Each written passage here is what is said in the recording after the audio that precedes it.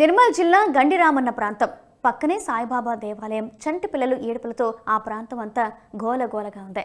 అనారోగ్యంతో కొందరు, ఆందోళనతో మరికొందరు అక్కడ చంటి పిల్లలకు వైద్యం చేయించేందుకు ఎదురు చూస్తున్నారు. అలా అని అదేదో హెల్త్ క్యాంపా అంటే అసలు కానే కాదు.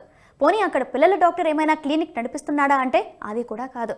కానీ ఓ మూఢనమ్మకం వారందరినీ అక్కడ క్యూ కట్టేలా చేస్తుంది. చేతిలో ఒక కోడిగుడ్డు, మంత్రించిన తాయత్తు. మీకు ఇప్పటికే సీన్ అర్థమై ఉంటుంది అక్కడేం జరుగుతుందో.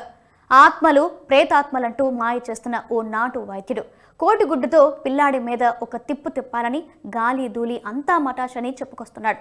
పుట్టిన 3 రోజుల పసికందు నుండి 12 ఏళ్ల పిల్లల వరకు అందరికీ ఇదే వైద్యం చేస్తున్నాడు ఈ నాటు వైద్యుడు. నాటు వైద్యుడి పేరు రవి. నిర్మల్ జిల్లా కేంద్రంలోని గండిరామన్న సాయిబాబా ఆలయం సమీపంలో ఓ రేకుల షెడ్డు వేసుకుని అందులోని ఈ దుకాణం నిర్వహిస్తున్నాడు. కోడిగుడ్డు తిప్పివేస్తే భూత ప్రేత పిచాచాల నుంచి, ఆత్మల నుంచి రక్షణ దొరుకుతుందని, ఎలాంటి అనారోగ్య సమస్యలు రావని చెప్తున్నాడు.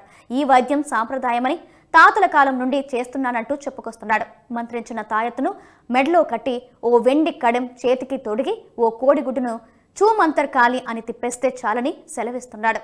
ఈయన మాటలు నమ్మిన చంటి పిల్లల తల్లులు గుడ్డిగా నమ్మేస్తూ చంటి పిల్లలకు ఎలాంటి అనారోగ్యం ఉందో కూడా తెలుసుకోకుండా తాయత్తులతోనే నయమైపోతుందని నమ్మించేస్తున్నాడు. ఈ మాయల మరాఠీ మాటలు నమ్మి అమాయక ప్రజలు మోసపోతున్నారు. కోడిగుడ్డు బాబా చెప్పిన మాటలే కాదు, అక్కడికి మూఢనమ్మకంతో వస్తున్న కుటుంబ సభ్యుల మాటలు, పిల్లల తల్లిదండ్రుల మాటలు కూడా అంతే విచిత్రంగా కనిపిస్తున్నాయి. వేలకు వేలు పెట్టి ఆసుపత్రిలో ట్రీట్మెంట్ చేయించే కంటే ఇక్కడికి వస్తే 100 రూపాయల్లోనే నయం అయిపోతుందని చెప్తున్నారు.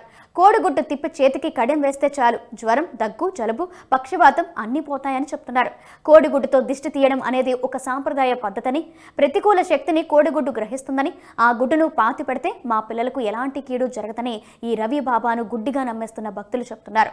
అలా కోడిగుడ్డు వైద్యం చేయించుకున్న పిల్లలను చావుల వద్దకు, శ్మశానాల వద్దకు తీసుకువెళ్లవద్దని సూచిస్తున్నాడు ఈ నాటు వైద్యుడు.